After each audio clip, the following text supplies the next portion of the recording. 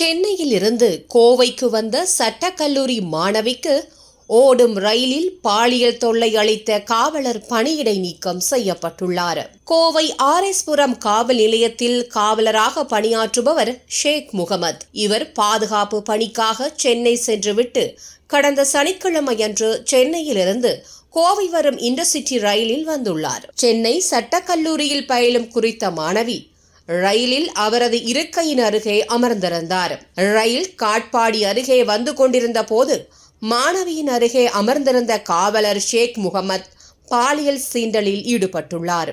இதனால் அதிர்ச்சியடைந்த மாணவி தனது செல்போனில் வீடியோ பதிவு செய்துள்ளார். இது குறித்து அந்த மாணவி ரயில்வே காவல்துறையினருக்கு தகவல் தெரிவித்தார். அரக்கோணம் ரயில் நிலையத்தில் அவரை காவல்துறையினர் ரயிலிலிருந்து இறக்கிவிட்டு விசாரணை நடத்தினர். மேலும் இது குறித்து காவல்துறையினர் வழக்கும் பதிவு செய்தனர். இந்நிலையில் RS புரம் காவல் நிலையத்திலிருந்து ஷேக் முகமது தற்போது பணியிடை நீக்கம் செய்யப்பட்டுள்ளார்.